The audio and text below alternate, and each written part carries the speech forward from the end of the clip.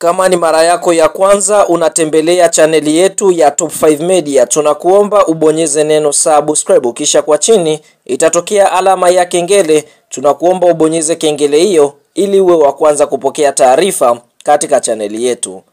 Mchezo mkubwa wa ligi kuu soka Tanzania bara almaarufu kama NBC Premier League ambao unasubiriwa na wadau wengi wa soka nchini Tanzania ni mtanange ambao utakwenda kuikutanisha klabu ya soka ya Yanga Sports Club wakiwa katika uwanja wa KMC Complex pale Mwenge. Watakwenda kucheza dhidi ya klabu ya soka ya KMC ambao ndio wao pia wanaomiliki uwanja huo wa KMC Complex. Kwa hiyo tunaona kwa upande mwingine Young Africans wameamua kuipeleka mechi hapo siku ya Jumapili ya tarehe 9 mwezi wa 11 2025 majira ya saa 10 jioni, ni kutokana na uwanja wa Benjamin Mkapa kuweza kufungiwa. Kwa hiyo tunaona Yanga ameamua kupeleka mechi pale KMC, kwa hiyo amemfuata mwenye nyumba kwa ajili ya kwenda kucheza mchezo wake. Kwa hiyo tunaona utakwenda kuwa ni mchezo wa mzunguko wa 6 kwa upande wa KMC, lakini kwa upande wa Yanga Sports Club utakwenda kuwa mchezo wa mzunguko wa 4 ligi kuu ya NBC, ambapo kuelekea katika mchezo huu tunaona klabu ya soka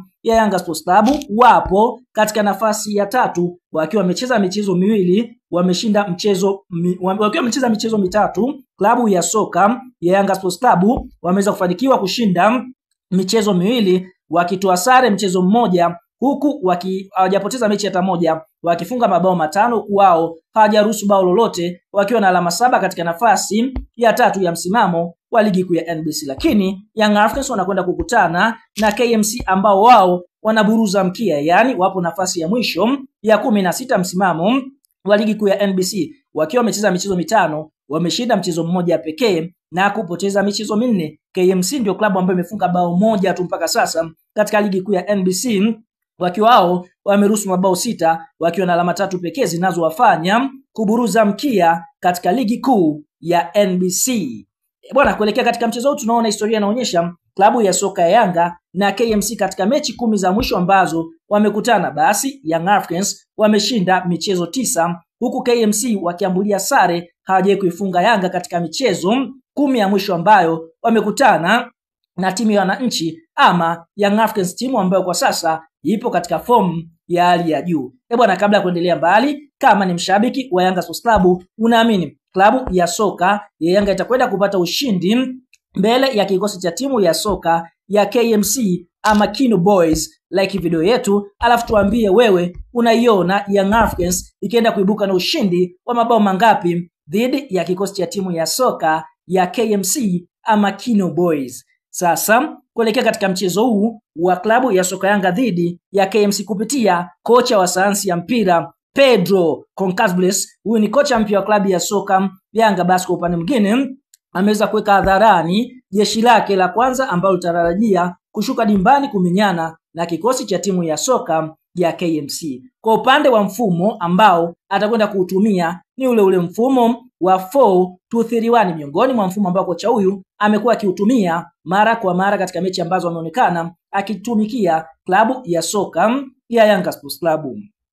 Kwa upande wa golikipa ambaye atakwenda kusimama katika milingoti mitatu ni golikipa Djigui Diarra au Screen Protector. Eneo la fullback namba 2 hapa atakwenda kuanza Isra Patrick Mwenda, miongoni mwa fullback hatari kweli kweli ndani ya kikosi cha Yanga Sports Club. Katika eneo la fullback namba 3 Young Africans watakwenda kuanza na Mohamed Hussein Shabalala ama maarufu muite Zimbwa Junior. Lakini katika eneo la center back namba 4 klabu ya soka ya Yanga watakwenda kuanza na mchezaji Dickson Job the Shark Big Brain Defender, huku center back namba 5 akienda kuanza mchezaji anofahamika kwa jina la Ibrahim Ahmadi Baka.